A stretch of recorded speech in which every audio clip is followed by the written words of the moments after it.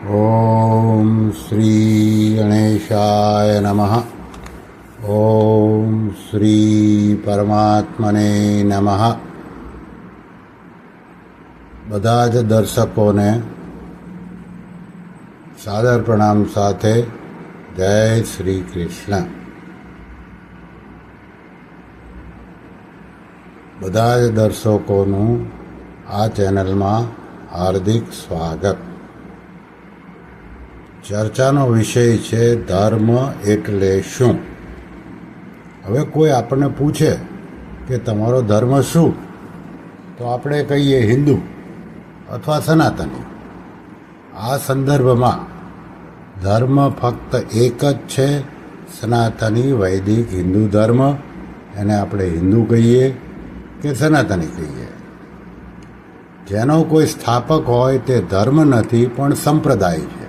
એટલે આ સિવાય બીજા જે કોઈ છે એ બધા સંપ્રદાયો છે. પણ આપણે હવે અહીં ધર્મ એટલે શુંની ચર્ચામાં કંઈક અલગ રીતે વિચારીએ. ધર્મ માટે કહેવાય છે ધાર્યતિ ઇતિ ધર્મ, એટલે કે ધારણ કરવા યોગ્ય છે તે ધર્મ છે. હવે પ્રશ્ન થાય કે ધારણ કરવા યોગ્ય શું છે? તેના માટે છે શ્લોક: ધૃતિ ક્ષમા દમોસ્તેયમ શૌચમિન્દ્રિયનિન્દ્રિય ગ્રહ ધી વિદ્યા સત્યમ ક્રોધો દશકમ ધર્મ લક્ષણમ. અર્થાત ધૃતિ એટલે કે ધૈર્ય, ક્ષમા, દમ એટલે કે પોતાની વાસનાઓ પર નિયંત્રણ કરવું, અસ્તેય એટલે કે ચોરી ન કરવી, શૌચ એટલે કે આંતરિક તથા બાહ્ય શુદ્ધતા, ઇન્દ્રિય નિગ્રહ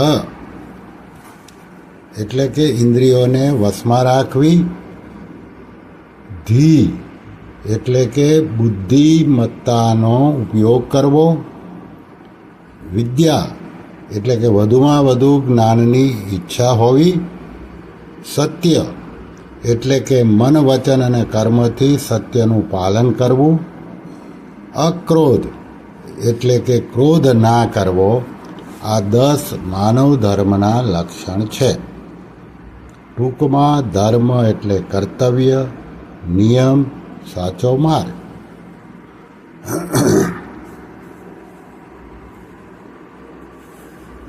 હવે ગીતાના અધ્યાય 3નો શ્લોક 31 જોઈએ.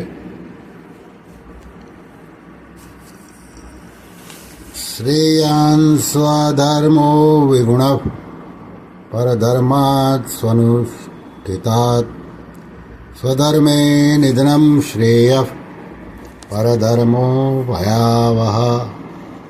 અર્થાત સારી રીતે આચરણમાં લાવેલા અન્યના ધર્મ કરતાં ગુણરહિત પણ પોતાનો ધર્મ શ્રેષ્ઠ છે. પોતાના ધર્મમાં તો મરવું પણ કલ્યાણકારી છે, જ્યારે બીજાનો ધર્મ ભયપ્રદ છે. આ શ્લોકને પરમ શ્રદ્ધેય સ્વામી શ્રી રામસુખદાસજીએ એમના પુસ્તક ગીતા પ્રબોધિનીમાં આ રીતે સમજાવ્યો છે: વર્ણ, આશ્રમ વગેરે અનુસાર નિષ્કામ ભાવથી પોતપોતાના કર્તવ્યનું પાલન કરવું સ્વધર્મ છે, અને જે તેને માટે નિષિદ્ધ છે તે પરધર્મ છે. જેનામાં બીજાના અહિતનો ભાવ હોય તે ચોરી, હિંસા વગેરે કોઈના પણ સ્વધર્મ નથી, બલકે કુધર્મ અથવા અધર્મ છે. દરેક ધર્મમાં કુધર્મ, અધર્મ ને પરધર્મ એ ત્રણેય રહે છે. જેમ કે બીજાના અનિષ્ટનો ભાવ, કૂટનીતિ વગેરે ધર્મમાં કુધર્મ છે. યજ્ઞમાં પશુ બલિ આપવો વગેરે ધર્મમાં અધર્મ છે. જે પોતાના માટે નિષિદ્ધ છે એવા બીજા વર્ણ આશ્રમ વગેરેનો ધર્મમાં પરધર્મ છે. કુધર્મ અધર્મ અને પરધર્મથી કલ્યાણ થતું નથી. કલ્યાણ તે ધર્મથી થાય છે જેમાં પોતાનો સ્વાર્થ તથા અભિમાનનો ત્યાગ તથા બીજાનું વર્તમાનમાં અને ભવિષ્યમાં હિત થતું હોય. આ ઉપરાંત ગીતાજીમાં બ્રાહ્મણ, ક્ષત્રિય, વૈશ્ય અને શૂદ્ર એમના પણ ધર્મો બતાવેલા છે, પણ જે અત્યારે આપણે ચર્ચાનો વિષય નથી.